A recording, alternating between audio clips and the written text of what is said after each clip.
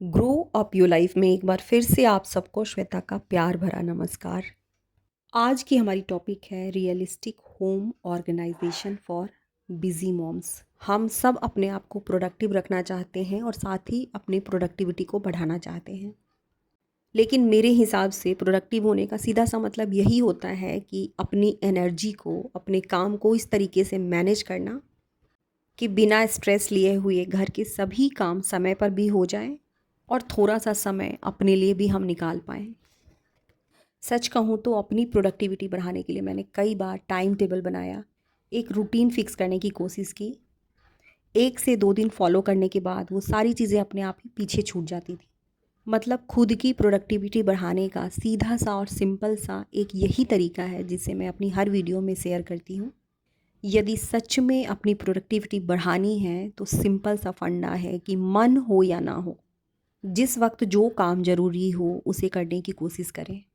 बिल्कुल सच है कि जो पहला स्टेप होता है वही सबसे मुश्किल होता है, बाद में चीज़ें अपने आप आसान होती चली जाती हैं। आज मंडे है, ये मंडे की क्लिप है। मैंने पहले ही सोच रखा था कि पूरे घर को मुझे सही तरीके से ऑर्गेनाइज़ करना है। बेडशीट हमारे बेडरूम का सबसे बड़ा हिस्सा होता है और जैसे ही हमारा बेडशीट ऑर्गेनाइज़ होता है, पूरा कमरा ऑर्गेनाइज़ दिखने लगता है। इस बेडशीट को मैंने हाल फिलहाल में ही खरीदी है, प्योर कॉटन है। अभी तक इसे मैंने एक बार भी धुला नहीं है, पता नहीं धुलने के बाद कैसा रहेगा, लेकिन अभी काफ़ी कंफर्टेबल फ़ील होता है। डीक्लटरिंग का मतलब बहुत एक्सपेंसिव तरीके से घर को सजाना नहीं होता, बल्कि एक सिंपल सा रीसेट भी होता है। मैं अपनी बात बताऊं तो पहले जैसे ही मैं डीक्लटरिंग या होम ऑर्गेनाइजेशन के बारे में सुनती थी तो मेरे दिमाग में सिर्फ इतना ही आता था कि बहुत अधिक सजा हुआ घर, बहुत खूबसूरत सा वॉलपेपर लगा हुआ वॉल। लेकिन समय के साथ मैंने ये चीज़ समझी है कि क्लीनिंग या डीक्लटरिंग का मतलब एक सिंपल सा साफ़ सुथरा घर भी होता है जो हमें सुकून देता है। ये बेडशीट का पूरा लुक है और मुझे नई नई बेडशीट लेना बहुत अच्छा लगता है। जब मैं अपने घर की साफ़ सफाई करती हूँ तो मेरी क्लीनिंग बेडशीट से ही शुरुआत होती है। इसके बाद मेरा लिविंग रूम सबसे यूज़ किया जाने वाला एरिया है। बहुत बार मेरी कोशिश रहती है कि सोने से पहले ही सारी चीज़ों को रीसेट कर दूँ, लेकिन कई बार छूट जाती हैं। मेरी एक्सरसाइज मेरी लाइफ का एक हिस्सा बन चुकी है, लेकिन वीक में 1 से 2 दिन इसे स्किप भी कर देती हूँ। आज मैंने एक्सरसाइज नहीं की। मेरे साथ ऐसा होता है कि जब मुझे डीप क्लीनिंग करने का बिल्कुल मन नहीं होता है तो चीज़ों को उठाकर बस उनके प्रॉपर प्लेस पे लगाने की कोशिश करने लगती हूँ। एक होम मेकर के पास में दिन भर में अनगिनत काम होते हैं, इतने काम जिनकी गिनती भी नहीं की जा सकती।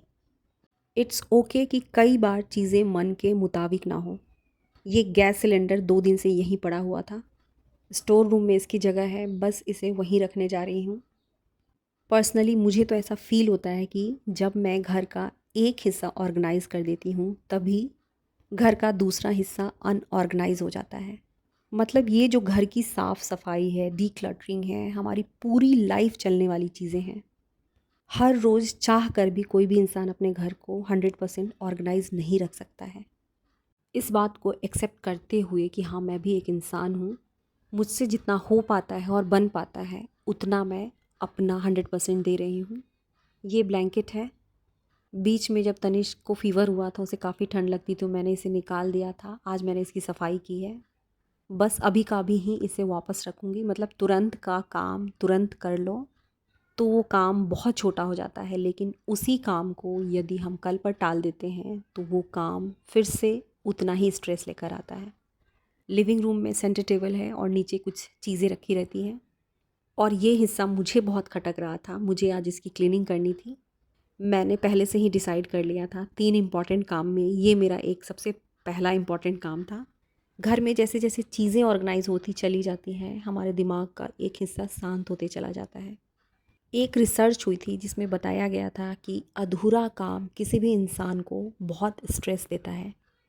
कई बार हमारे साथ ऐसा होता है कि घर का कोई ऐसा कोना है जिसे हमें क्लीन करनी है और जब भी हम वहाँ जाते हैं उस कॉर्नर को देखकर हमें स्ट्रेस होता है।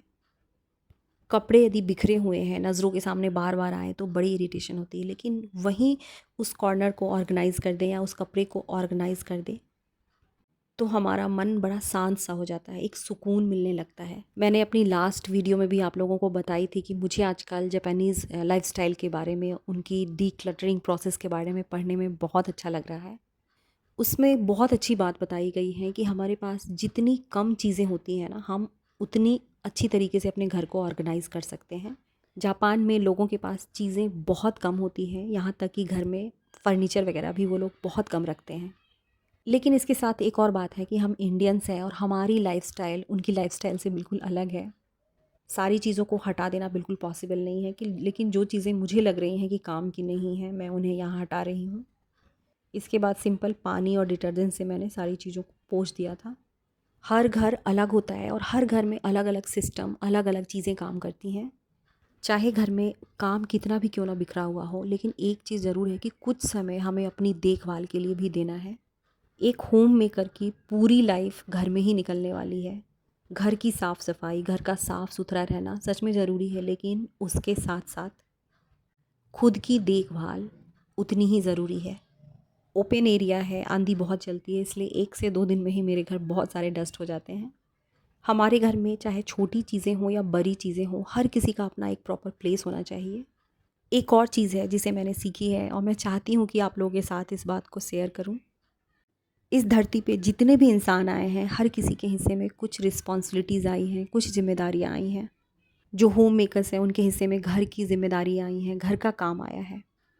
मैं जब भी इरिटेट हो जाती हूँ, परेशान हो जाती हूँ, तो बस यही सोचती हूँ कि ये मेरा काम है, ये मेरी ज़िम्मेदारी है, तो बस उसे क्यों ना अच्छी तरीके से हँस के निभाया जाए।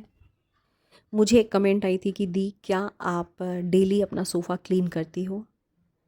हाँ, सोफ़े की डस्टिंग मैं डेली करती हूँ। किसी दिन मन नहीं भी किया तो भी घर की जो बेसिक सफाई है वो तो मुझे करनी ही होती है।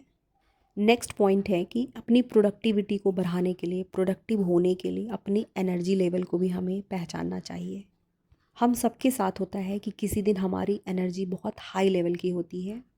उस दिन ये फ़ील होता है कि घर के सारे काम बहुत ही आसानी से मैनेज कर लूँगी।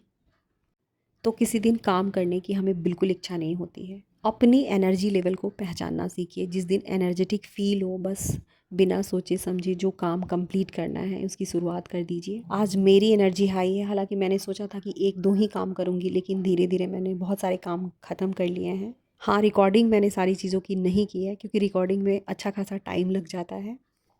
कॉर्नर में ये सेंटर टेबल रखा रहता है, निकालने में थोड़ी-सी मुश्किल होती है, लेकिन आज मैं इस कॉर्नर की भी क्लीनिंग कर ही लूँगी। प्रोडक्टिव रहने का ये मतलब नहीं होता है कि हम सुबह से शाम तक लगातार बिज़ी रहें, बल्कि पीसफुली अपने काम को ख़त्म करना होता है। बहुत अधिक खुद को फ़ोर्स करने की भी ज़रूरत नहीं होती है। कम से कम मेरे काम करने का यही तरीका होता है, जिस वक़्त और जिस पॉइंट पर मुझे लगता है कि अब मेरी बॉडी अलाउ नहीं कर रही है कि मैं और काम करूँ, मैं रेस्ट लेती हूँ या फिर काम को उसी वक़्त ख़त्म करने की कोशिश करने लगती हूँ।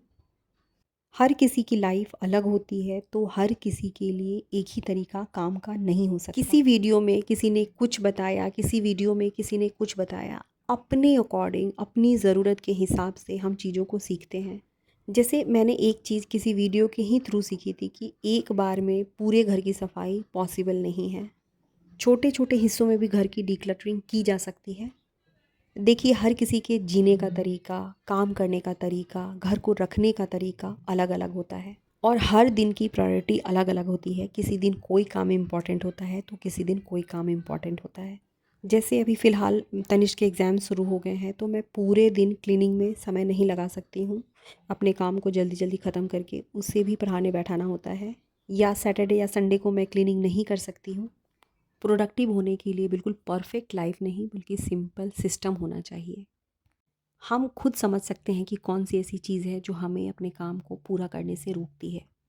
आज के डेट में नंबर 1 मोबाइल ही है। यदि सुबह सुबह हमने हाथ में मोबाइल उठा लिया तो समझो कि सारा दिन यूं ही बीत जाता है। ये चीज़ें मेरे साथ भी होती हैं। अपनी कमियों के बारे में हम खुद जानते हैं और उस पर हमसे बेहतर कोई काम नहीं कर सकता है। एक चीज़ है जो सच में मेरे लिए बहुत काम करती है, मेरी प्रोडक्टिविटी को बढ़ाती है। जब किसी भी काम को करने का मेरा मन नहीं होता है, मैं 15 मिनट से स्टार्ट करती हूँ। मैं खुद को पुश करने के लिए खुद से कहती हूँ कि सिर्फ़ 15 मिनट इस काम को हम कंप्लीट करेंगे, बाद में 15 मिनट होते ही इसे छोड़ दूँगी। लेकिन जैसे ही 15 मिनट पूरे होते हैं, आपका पूरा का पूरा बॉडी फ़्लो स्टेट में आ जाता है। मतलब डीक्लटरिंग हो या दुनिया का कोई भी काम हो, किसी काम को कंप्लीट करने के लिए कम से कम उसकी शुरुआत करनी ज़रूरी होती है। कल मैंने सोफ़ा कवर और कुशन कवर को वॉश किया था। आजकल धूप बहुत अच्छी हो रही है तो जल्दी ही सूख गए थे। उसी वक्त फिर मैंने इसे वापस लगा दिया। जैसे जैसे हमारा घर ऑर्गेनाइज होते चला जाता है, हमारा मन भी बिल्कुल सुकून से भर जाता है। काम करते करते अब लगभग 11 बज रहे हैं। अब मुझे ये फ़ील हो रहा है कि आज का काम मुझे यहीं ख़त्म कर देना चाहिए। हर दिन हर काम इम्पॉर्टेंट नहीं होता है, लेकिन समय और सिचुएशन के अनुसार जो सबसे ज़रूरी है, उसे बिना रुके, बिना सोचे बस शुरुआत करने की ज़रूरत होती है। ये मेन गेट का डोर है, आंधी बहुत चलती है, इसकी वजह से ये गंदा बहुत हो जाता है। मुश्किल से 5 मिनट का समय लगने वाला है, तो मैं इसे भी क्लीन कर ही लूँगी। कुछ नहीं, इसे भी मैंने बस सिंपल पानी और डिटर्जेंट से पोंछ दिया है। कभी-कभी इसे कोकोनट ऑयल से भी पोंछ देती हूँ। लंच मैंने बहुत ही सिंपल बनाया है, चावल, दाल और आलू की भुजिया। क्योंकि जितना मेरे लिए घर इम्पॉर्टेंट है, उतनी मैं खुद भी हूँ, तो आज मैं किचन में कोई एक्स्ट्रा काम नहीं करने वाली। बहुत से लोगों के कमेंट आते हैं कि दीदी आप जो डेली तैयार होती हैं, उसकी भी वीडियो अपलोड कीजिए। ये गाउन 2-3 साल पुरानी है, लेकिन बहुत कंफर्टेबल है, आज इसे ही पहनने वाली हूँ। मैंने एक नई सनस्क्रीन मंगवाई है, इसका रिव्यू मैंने बहुत अच्छा देखा था।